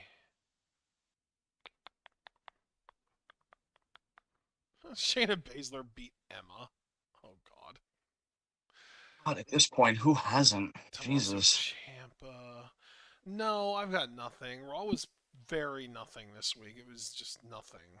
So it wasn't sponsored by your face, which is the antithesis of Monday Night Raw, Wow. given that it was nothing. Thank you. And no. Okay. Well, then we'll move on to SmackDown. SmackDown seemed to have a bit more going on with it. I mean, because I said I wanted to talk about Jey Uso last, what I will talk about is Bianca Asuka and that ending in a no contest because Charlotte runs in and she accidentally spears, I want to say, Bianca. Bianca. Yeah. And then Io is like, oh man, Bailey, should I do this? Should I cash in? And Bailey's surveying the situation and she's like, yeah, yeah, let's do it. Let's do it now. And Bailey gets on the apron and she gets misted by Asuka. And then after all of that, we see Shotzi appear on the Tron and pretty much ask like, do you think you can control me and this and that? And she's got hair clippers and she shaves the rest of her head, Yeah. which we would find out later because it caused a bit of a hubbub on Twitter and the wrestling spaces, which are so toxic, them dying would be a mercy. That her sister is going through some medical issues, mainly cancer, and Shotzi just wanted to do that in solidarity with her. But I will say, contrary to other opinions that I've seen, if we keep it purely to wrestling, I like it. My concern isn't the segment. My concern is with Shotzi, and more specifically, how Shotzi's been used up until this point. I need her to look like, because here's the thing: if you're doing almost a, I won't go as far as to say it's McMoley-esque, but a kind of super beans on that territory where you're just saying to him like, "Oh, you think this bothers me? I'll take it one step further and I'll shave it all off." And you've got a character like Bailey looking like, "What the fuck?" And I need to know that Shotzi can be on the level booking wise of a Bailey, that she can get that win. I think Bailey versus Shotzi at SummerSlam is a very attractive match on that card. Like that's one that I get excited about with this new Shotzi. And then the question also is like, do you dovetail that into Shotzi being the next challenger for Asuka? And then it would be kind of full circle, right? Because whether she beats Asuka or not, if Io would cash in, given that she has history with both women, Asuka more so on her own terms, Shotzi more as like somebody that's been an accomplice to Bailey, kind of screwing with her. It works either way. So I am wondering if Shotzi's getting ready for like a renewed push here, or if it's just going to be like we're just finishing this story and then Shotzi's going to go back in the corner. So what did you think about the segment first of all, Ashton? And then what are your kind of hopes for it for Bailey, Shotzi, and Io? And like, where do you see it kind of branching off to, if anywhere? It's interesting. I'm actually looking forward to seeing Shotzi bald because frankly, I think she has the face to pull it off very well. I think she's got a really great face to be able to pull off the no hair look. As far as the storyline goes, though, I really don't know where it's headed. Maybe it's a situation where no, see, I don't even. I was gonna say maybe Bailey wins a title, but that doesn't even make sense because of like the championship picture being so just clear cut Charlotte, Asuka, Bianca, and that's it right now. With Io kind of lingering on the sort of periphery with the briefcase. But Bailey is like the only person that was involved in that main event scene that wasn't directly involved with the championship tonight. You know what I mean? Right, right. Because like she's not a contender for the championship and she does not have the briefcase. So she doesn't feel really relevant to the title unless Io were to cash in and then Bailey were to turn on her immediately and try and challenge her for the title right away. That would be an interesting route to Maybe go. maybe Shotzi being in Bailey's way is sort of the way to delay that from happening. Like Shotzi is going to be like almost like the writer's way of distracting the Bailey character to justify having her stick with Io long enough for Io to have something interesting go on otherwise. Maybe even as a champion. Because, dude, it feels like inevitably we're getting a triple threat at SummerSlam, Bianca, Asuka, Charlotte for the championship. And I mean, is there really a better time for Io to cash in than that kind of situation, even if it's when the match ends, where Bailey could potentially dispose of whoever wasn't involved in the pinfall. Io comes in, hits a moonsault on the winner, and gets the title. Yeah, I could see. Yeah, yeah. And then Interesting. then we have a situation though where Io has to kind of play defense against three women and Bailey can be worried about Shotzi. And while they kind of have their backs to each other, worried about all these other women, they're not going to be at each other's throats. But as soon as Bailey finds a way to get past Shotzi, I imagine she would turn around and immediately stab you in the back. So maybe that's what they're doing. Maybe that's what they're going for. It's a Yeah, way I to mean, elevate Shotzi while keeping Bailey away from and kind of hold off on her turning on Io for that title slash briefcase. yeah. Yeah, I think everything you're saying is sensible. I don't really have much of a rebuke. I don't think there's much of a conversation beyond that because I think you said everything that needs to be said. I am looking forward to Io just being like a mega baby face in the division because I think once that betrayal happens, the crowd's already behind Io, you can tell, but they're going to be super behind her. I do wonder if WWE could get away with having Io chase the title back all the way to Mania so she could get a babyface WrestleMania moment winning the title back. I think it'd be immensely cool for her. But we'll have to wait and see. But I'm happy for Shotzi though, man, that she's got something to do. I wish her family the best. And I just think Shotzi's really cool. I just hope if she's gonna do like, Bailey's pushed me too far kind of thing, and now I'm pushing back. I can see how she'll incorporate that in her ring work, just kind of being like Jeff Hardy-esque with stunts and stuff. Just please be careful. I still remember some Shotzi spots in NXT where I thought she broke her damn neck. I just always want people to be safe and considerate of themselves and who they're working with. And I know Shotzi has it in her. She's a great performer. I just want to see her achieve that next level, but not at too steep a premium. Um, Beyond that, we already talked about, didn't talk about, but I mentioned in the intro, the U.S. title invitational that you made me aware of, Santos winning his fatal four way. How do we feel about Daddy getting a little mini push? We feel good about that. We just feel like it doesn't really matter because he's going to lose to LA Knight or Uh, God, I wouldn't be surprised. Dude, the thing that they could do that would be make me the happiest is have Cameron Grimes win that and just do Grimes versus Escobar. I would fucking kill for that.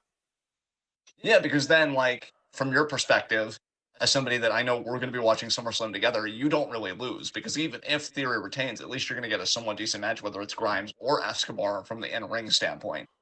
And I totally get that. Yeah. Um, I too am hoping that Grimes just wins because I'm like, where the hell has he been since he squashed Corbin? It seems like Corbin's gotten more to do as the guy that got squashed than Cameron, who got the squash win. So it'd be cool if he won, but all signs just seem to point to LA Knight. And then I'm just wondering, like, what do they do in that feud? Because LA Knight, up until this point, has been a heel. Do they officially commit to him and being a babyface, or does he not get a label? Or maybe internally he's seen as a babyface, but they still present him the same way. It's like, it's over. Who cares? I don't know. I don't know. But right now, I'm mentally penciling in LA Knight versus Austin Theory for the US title. And even though I think Austin Theory is the better in ring worker, I will say, like, the crowd is clearly behind LA Knight. I think you have to capitalize on that. And Super Blue, right on cue, coming in with the yeah, and I die a little inside, but it is what it is. I wish Santos was this over right now. I wish Cameron Grimes was over right now, and maybe one day they will be. Um, I don't know about that, Super Blue. You keep saying that, but like he just very recently was bullying Rey Mysterio and pulling on his mask and disrespecting LWO, which is very clearly a babyface faction. So, this isn't like when I'm on my bullshit on commentary and I'm like, oh, they're in the right. Yeah. And then Ashton's like, they betrayed their best friend. And then I'm like, oh, well, they had it coming for like, no, this isn't that. Like, I'm being so, like, he's not a babyface. At least to me right now. They got to make Yeah, a they might concerted effort. use this to turn him into a babyface, but they might just also not. And that's why I do think that Grimes winning this four-way is viable. I don't think it's impossible. Really, Grimes is who I want to be the next U.S. champ. He's been who I've wanted to be the next U.S. champ ever since he got drafted to SmackDown in the first place. Like Yeah, that's been especially ever since he fucking squashed Corbin in 2 seconds the way he did. exactly. It's been I like, agree okay, with you, that's man. it, to the moon, US, next U.S. champ. You know? Yeah. Super Blue said no, he's a face because he attacked Hit Row last Wasn't week. that also not even televised? It might have been because I think I do remember a YouTube clip being uploaded about that, but I Oh, didn't watch it because I avoid LA Knight content. I don't blame you. No, Good for you. see what I did there? Ha! But No. no, yeah. So there you go. And Jamar's like, ew. Yeah, yeah. So LA Knight's gonna face Escobar more than likely. Could be Cameron Grimes. I'm hoping for it. We'll see. Um, Foster said, plus it's Hit Row. Even Michael Cole is a win over them. Yo, could we actually, before I forget, I'm just going to say this right now, honorary high spot Michael Cole, because he apparently said to Austin Theory on commentary, you hear the fans chanting, this is awesome, which they never say during your matches. And it's like, man, Michael Cole has had this energy lately where he's like, I'm retiring in 3 years and I don't give a fuck. I love It's, it. dude, it is so good. It is so good. Like, I don't even know if there's like a scumbag undertone to this where Michael was just waiting the whole time to be secure in his job prospects to go full mask off. But Michael, baby, honey, if this is what you're doing with it, welcome to tenure. Like, welcome to just being secure. This is amazing. Absolutely amazing. I I I think I love you, Michael Cole, and I never thought I'd say that. At least ever again, because I loved him in his early SmackDown run. I never had a problem with Michael Cole back then, like a lot of other people. Hated your heel run, never again. But without Vince in your ear, you've just been so much better. And I just wish you and McAfee were together again, not just for my sake, but for yours, because I know you love commentating with him. But just thank you, Michael, because even without McAfee here, you're dropping bars, my guy. And I never thought I'd see it. I'm like a proud parent right now. It's amazing. Um, so there was that. Bro, is there anything else you would want to talk about before we get to Jey Uso? Because I did want to kind of open discussion on that, but I didn't want to rush. No, go ahead, man. Jay did fantastic here. I'm just gonna rip the band-aid off about the moment that I was so proud of him, so that you can talk for a change. Because I feel like I've been talking for a good bit at this point. Um, dude, I loved how he handled the what chance. Like he actually was Dude, speaking in rhythm with the what yes. chance. Like, That was my favorite part of that whole promo, I think. um, like yeah, dude. I just I don't want to overstate how big a deal it is, but I also don't want to understate it. Like you see people, you either ignore the what chance, you succumb to them like Charlotte did and crack under the pressure. You Did. try and be a heel and get heat, which is a mixed result. But as a babyface, it's got to be the biggest challenge because you can't turn on the crowd. So how do you win the crowd? And Jay fucking did it. Like He played along, again, but he made it part of their thing. yeah. Yeah, and then you notice when he was done and he allowed them to have it, they popped for him. Like, again, not to overstate it, but I can only be honest about how I feel. I feel like even more than his like really great matches that he's had the last couple of years and stuff as main event Jey Uso, this was the freaking litmus test of are you ready to be the guy, even if only for a blink, even if only for a millisecond? Yeah, he is. I was amazed when I saw him do that. I know it was only a few weeks ago that he seemed a bit more awkward on the mic, and we're like, oh, do they have people write for him or whatever? This not only redeemed him, it took him way past the goal line to me. I'm like, baby faces take note. Give the crowd what they want. If they need to be self-indulgent, give it to them. No harm in giving it to them, so long as you can give it to them in a way that doesn't take the focus off you. And Jay struck that balance. I'm going to unmute my canceller here just so you can all hear this. Oh, chef's kiss. Just amazing. Perfect. Perfect. I love that he talked about the family struggle, and he does not care about Roman Reigns, and he is going to spank Solo again. I love Jay's fire here. I love that again he called out Paul Heyman as like, you've been manipulating my family for so many years, which again, it's not a hard sell because it's Paul Heyman, but it is kind of a hard sell because, I mean, Roman is on such a freaking one right now and has been the last few years. He abused Heyman too, to the point where Heyman cried, which will live in my head rent free forever. This is just a great promo. Like, if I already wasn't hyped enough for SummerSlam, because Roman wasn't even on the show, Jay got me there even further. And I cannot heap enough praise on him for that. So I'm going to take a breath. How did you feel about this promo, man? Yeah, I loved this one. This was so much better than a previous one that he had cut that I even said was kind of mid. This redeemed him for sure in my mind, at least on the mic. Um, Yeah. Definitely got me excited for SummerSlam. Got me legitimately. I really am starting to kind of lean into the possibility that he might actually fucking win. It's wild, but yeah, I'm legitimately starting to think maybe just maybe he might actually do the thing. It's kind of Bro, when he crazy. called himself the tribal chief on this fucking promo, I was like, I believe you. I believe you. Fuck, I believe you. And like, Roman is daddy. And like, thank goodness he wasn't home. I didn't want to be perceived. But I'm listening to Jay speak and I'm like, yeah, so this is the Jay Uso era. Okay. Okay.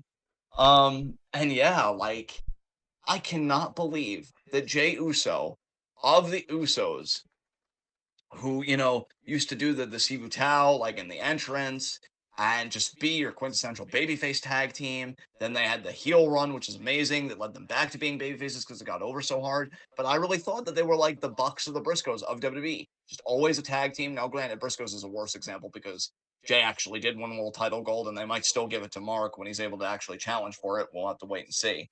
But I just thought it was always going to be like tag titles were their ceiling, and they were okay with that because they were really freaking good as a tag team. To see Jay not only get this singles push, but to actually be handling it and handling it as well as he is. I mean, say what you will about WWE, this 3-year storyline and what it's done for Jay Uso alone has shown you what this company's capable of when they give a shit and when they have people that give a shit enough about their own work. But, and here's the crucial thing here, are able to advocate for that care and have the power to advocate for it because not everybody does. Given that it's Roman and his family and the lineage of this family in WWE, they are able to be like, hey, this is how it's going to go. And it has. And I think it's been to their betterment. I really has. This has been amazing television. Paul Heyman comes out. He does great stuff too, to his credit. Saying that, so many people will never forgive you. And then I love the moment. It's amazing how much better he is right now than he was on NXT. Solo, without saying a word, just extends his hand out. And Paul's looking at him like, sir? Like almost like that befuddled, like, whatever look on his face. And he gives the mic, and Solo essentially says, and I'll never forgive you either. And like, amazing. I mean, I don't know if Roman had a talking to Solo, being like, man, I watched you on NXT. Here's what you're not doing. Here's what you're keeping. And here's where we're going forward with you. I don't know who gave him a talking to. It was a fucking team of people. Solo's in his bag right now, bro. He's doing good stuff right now to the point where I think when the Solo Roman match happens, people will be genuinely hyped for that. Dude, Because they built it so well. they are building Solo for a fucking title run. They are legitimately building that dude to the point that they can push him into the main event scene and give him a world title and people will believe it. They are legitimately setting him up for that shit, for real. Do you think, just Dude, to volley the ball back to you? Yeah. I don't want to cut you off, but I do want to say this before you make your point. Yes. Solo, I could legitimately see a world where Jay beats Roman and then Solo is the one that beats Jay for the title back. Bro, you literally, once again, ESPN, because I was about to say, I was going to give the ball back to you in the form of a question. Do you think Jay beats Roman and then Solo beats Jay? And then you just said that. Yeah. Amazing. So, yeah, we're clearly on the same wavelength here. Um, yeah, Solo is just doing great stuff. Um, Jay does pop off. Heyman has an interesting point where he tells Jay you're acting just like Roman Reigns, and I wonder if they're going to explore that a bit more on the road to SummerSlam. Heyman does explain to Jay that Roman will be there next week to explain the rules of engagement, and I'm like, oh god, is this going to be like some MJF shit where Jay's going to have to run a gauntlet or something? I don't think they'll be that, I don't think they'll be that basic. Is the match going to have a stiff to it? Because they did Hell in a Cell, I Quit match, and then it was like a regular match before that. So do you just do another regular match? Do you put a stip on it? If so, what stip would even make sense? I don't know. Maybe they would try and run back I Quit because Roman sees how confident Jay has gotten, and he's like, well, I'm going to break him permanently now. And they do that. But then how do you get Roman to say I quit? Like, I don't know what they're going to do. I'm thinking it's just going to be a standard singles match, but obviously that's okay because the story, like underwriting it, is so massive. I could carry it easily. Um, Jay does his super kick stuff, offensively. He even super kicks Heyman to a nice pop from the crowd, and he's kind of standing over Heyman, looking at a chair when Solo's on the outside. And Heyman does his, cowardly sniveling, like, oh, I always wanted you to be tribal chief. I always wanted you to be tribal chief, whatever. And then Solo does save Heyman in time. Yeah. And then that's kind of that segment. I'm telling you, man, like I said in the Discord, I still need Jay and Sammy to team up one time against Solo and Roman to bring that story full circle and for Jay and Sammy to win.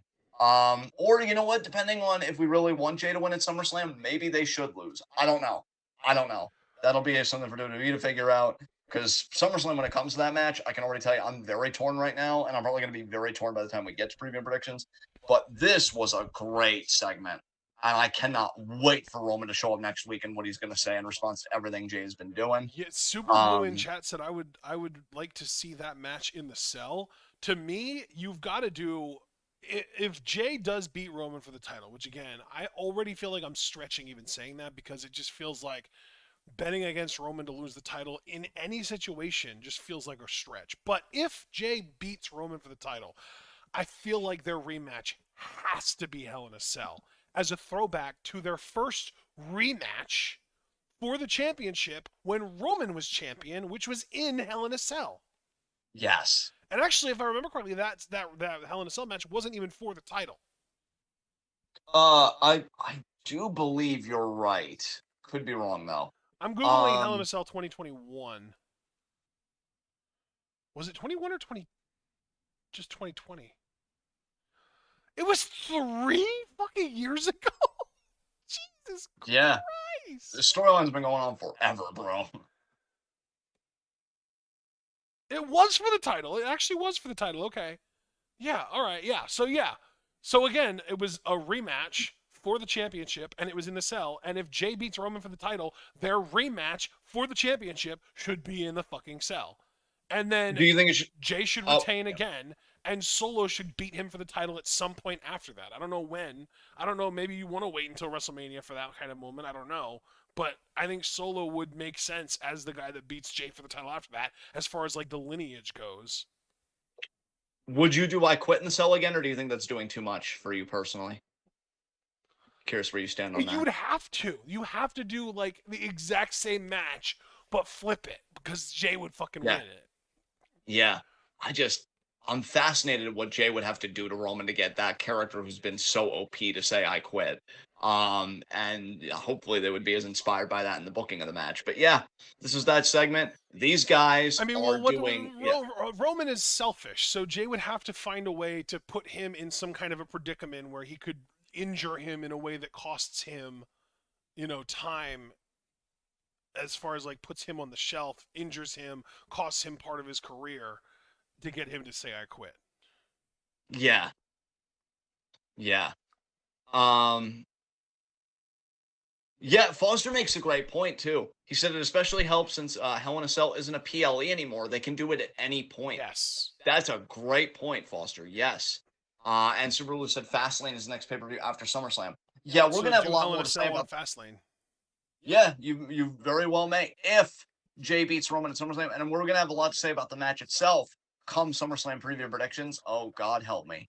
God help me, because I'm gonna be on my John bullshit so hard when that day comes. I already know it. I already know it. But yeah, that was that segment. It was fantastic.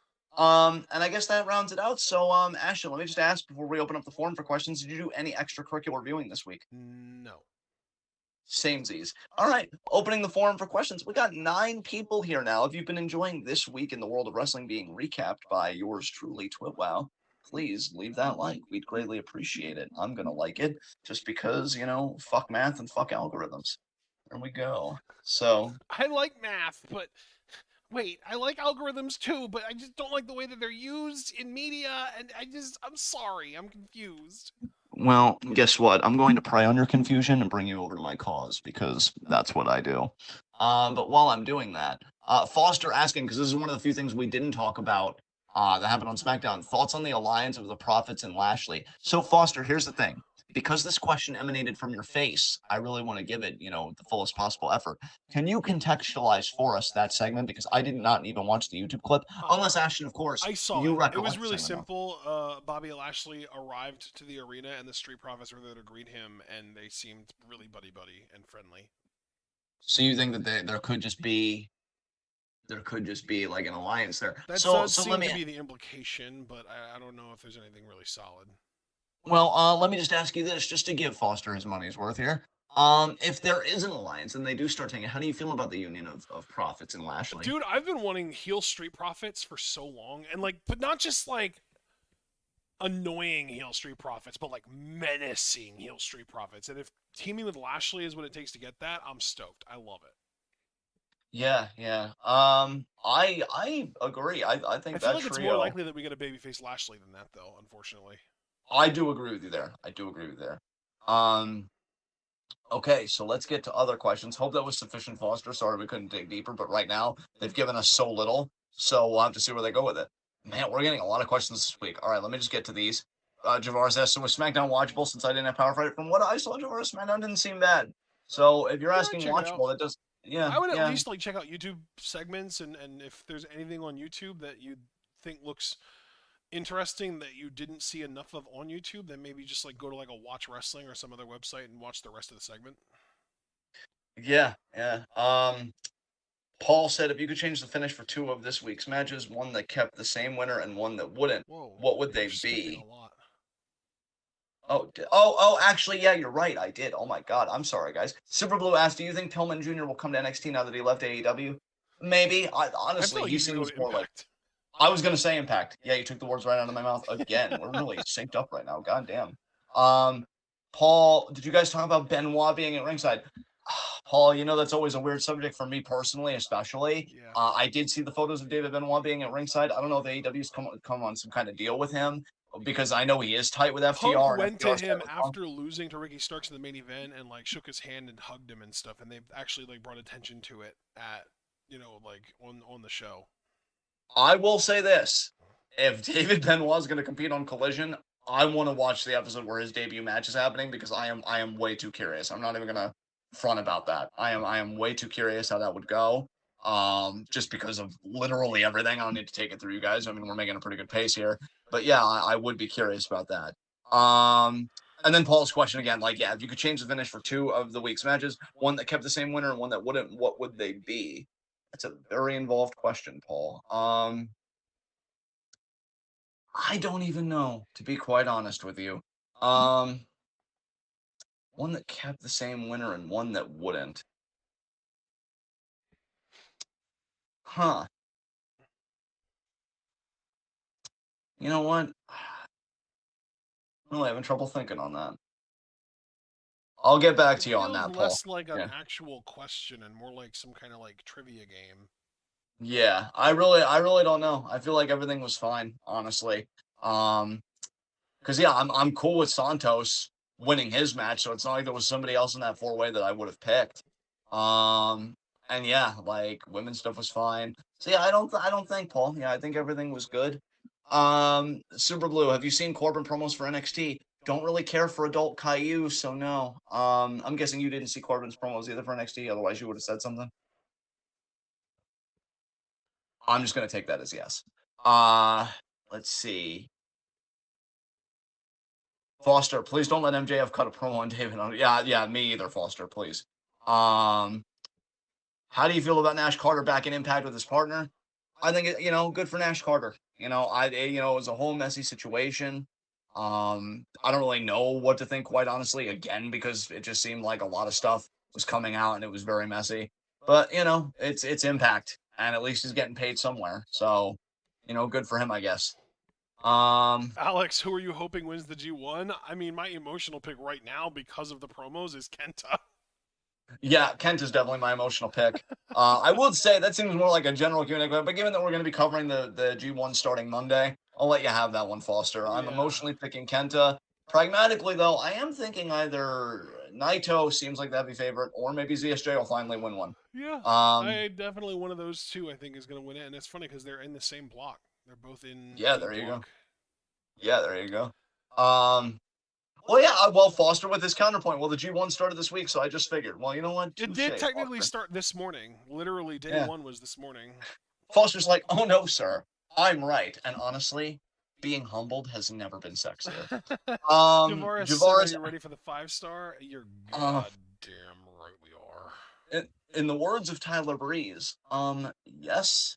Like, how could you not be ready for the 5-star? I am so psyched for my Queen Utami to whoop everyone's ass, and then, as I said to Ashton, knocking Tamantha's dick in the dirt for the world title. It's coming home to her. It's coming home to Queen's Quest, and you better believe the party's going to be just like me, loud, beautiful, and definitely veering on obnoxious. It's going to be great. Any other questions?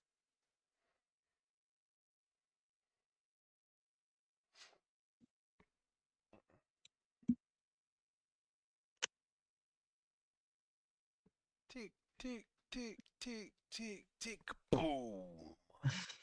I'm thinking not, so I'm thinking we can move on to our next segment. I don't even. Oh, Oh my god.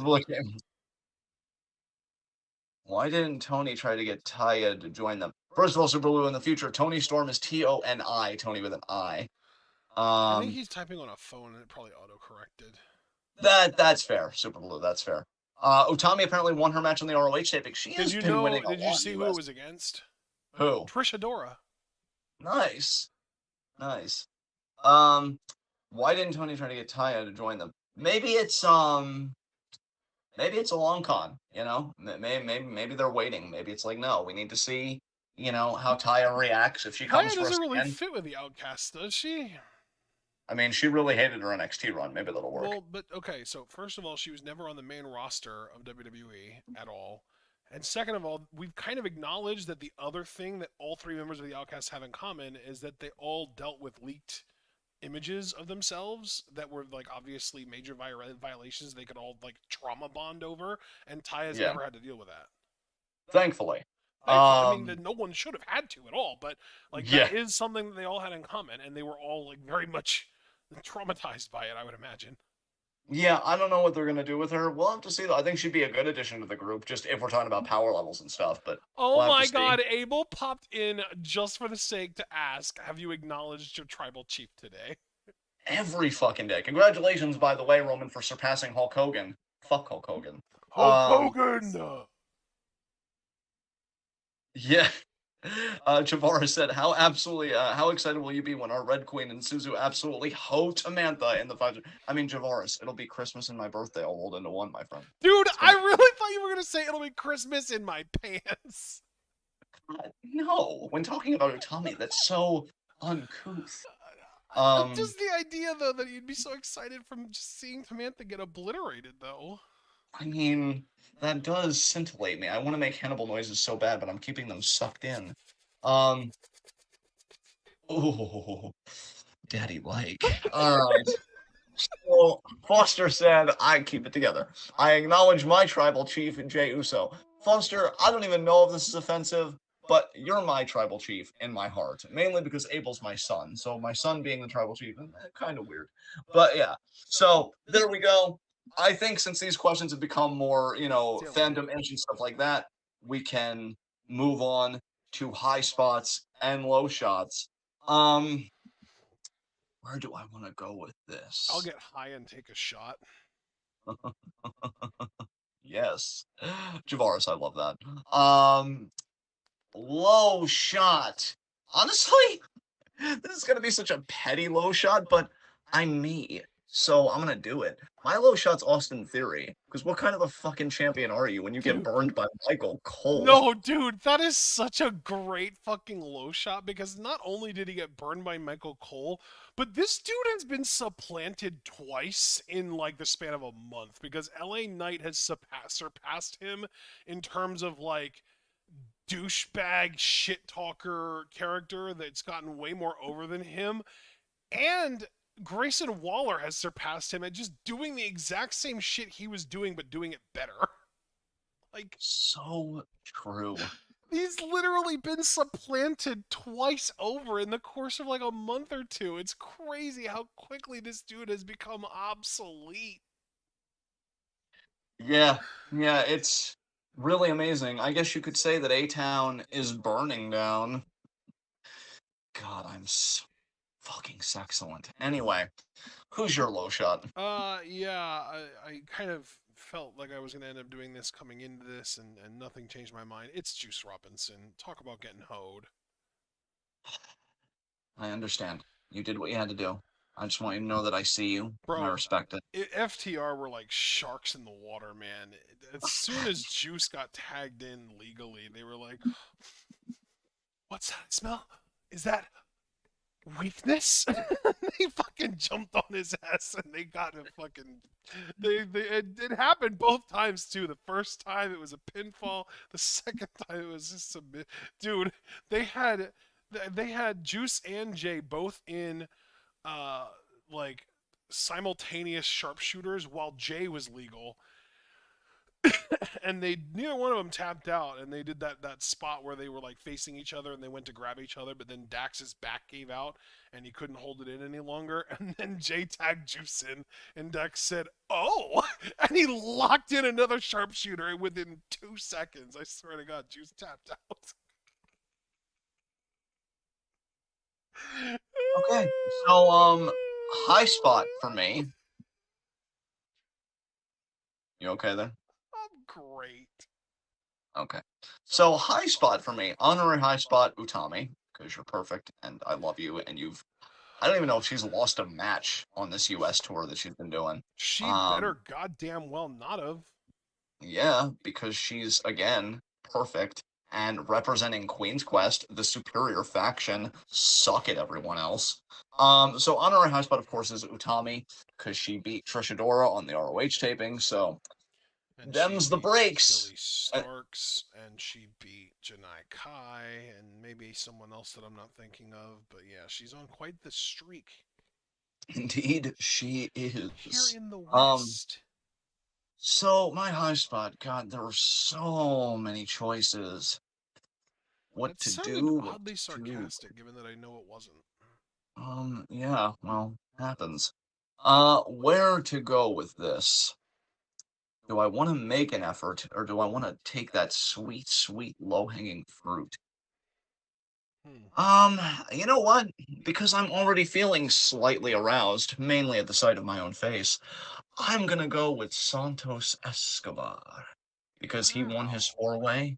And yeah, even if he doesn't get the United States Championship shot, which he probably won't because LA Turd Bowl exists, um, he's still getting to do something. And maybe he'll be getting in a program with Ray because I think they're in the same Fatal Four-Way next week. So maybe there'll be a moment where Santos has a pin and Ray breaks it up and that causes LWO tension. And then Santos is like, wait a minute, I'm taller than you, turns heel, reclaims his faction, and then he feuds with Ray, and Oscar gets firmly put in his place again. So I'm for that. I'm for Oscar losing things that he cares about and then suffering along the way. That is definitely my speed. So I'm gonna go with Santos because not only did he win, but I think this could lead to potentially bigger things with him and Ray being in the same Fatal Four Way next week. And I'm hoping Oscar gets betrayed. So who is your high spot?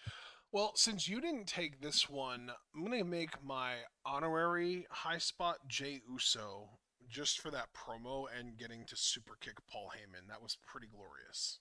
It was. Not as glorious as your face, though, again, to double down. But still, pretty magnificent. As Thanks. were all of you tonight. So thank you guys for your energy and everything else. You guys were beautiful. You guys were popping. It was great. So What are with you? that said, Wait, I never gave my high spot. That was honorary.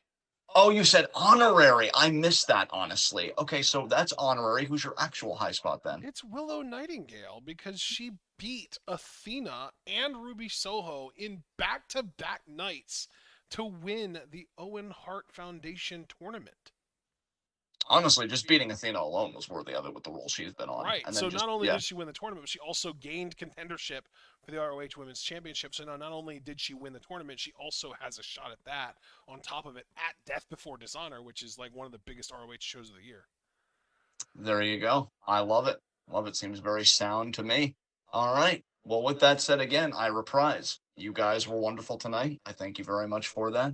This has been the week in review. This has been TWitWoW, the best wrestling podcast made for wrestling fans, by wrestling fans, on the web today. I'm John. That's my cohort and commentary Ashton. I would ask all of you to please leave a like as you file out. Subscribe, click the bell icon for notifications so you don't miss any of that sweet TWitWoW goodness. Check out everything we're involved in the description box. Follow us on Twitter and Twitch because we are the best wrestling podcast in all the IWC. And we'll be seeing you Monday at, well, it's going to be a 4 o'clock recording, right, friend? Yeah. Okay. Well, then, you just heard it in a very squeaky, adorable voice. We are going to be going live at 4 on Monday to do select match reactions of the first 2 nights of the G1. 8 matches in total. We have Would you subscribed like to for new. me to quickly go over what the 8 matches are going to be that we're going to be reacting to on Monday? Go through them. I should be able to pull this up within like 30 seconds or so. Okay, while you're doing that, I did want to make a note anyway. For all of you to follow us perfectly, you should know that we've subscribed to New Japan World and we've selected to do Japanese commentary this year. So, I got them when pulled you're up. following us, just be sure to remember that. Okay, now, Ashton, go through the matches, All please. right, on Monday we will be live reacting to Tongaloa versus Kenta, Kazuchika Okada versus the Great Okan, Yota Tsuji versus Kaito Kiyomiya, Hirooki Goto versus Toru Yano, Shane Haste versus Alex Coughlin. That match is gonna fucking slap. Shingo Takagi versus Eddie Kingston, Hiroshi Tanahashi versus Zack Sabre Jr., and finally, Tetsuya Naito versus Jeff Cobb. Wow. Sounds like a great lineup. Hope you guys are there to listen to us react to it again. We are on New Japan World. We would suggest you guys do the same for the ease of convenience. The yen is pretty low right now, so it's not going to be Yeah, that I much of a looked it pinch up in the wallet. actually yesterday, and 999 yen is only $7.20 USD. It's pretty paltry. Yeah, that's wild. So if you can imagine, Unironically, you can't even buy a gallon of decent quality chocolate milk in my area for that price. damn. Well, there you go. And here you're getting what's hopefully going to be some primo wrestling. So be sure to check it out, guys. Again, we're going to be doing Japanese commentary because Kevin Kelly is a snooze fest. And No, that'll be it's it. because Kevin Kelly is a QAnon piece of shit. I mean, two things can be right at the same time. I mean, So we've tolerated Kevin Kelly's snoozy ass in the past for Chris Charlton translating promos, but it's the G1, and we're not going to have to deal with any promos, and therefore, you know, that compounded with the fact that Kevin Kelly has just been outed as a QAnon piece of shit, we don't have to tolerate his ass anymore. Fuck him. yeah, there you go. All right, well, we hope to see you guys at 4. Until then, remember to be good to yourselves because you're worth it. Be good to each other because you never know who might need it. Enjoy the rest of your beautiful weekend. I know I plan to. And until then, ease the seat back, relax, tune in, and as best you can, always, peace out.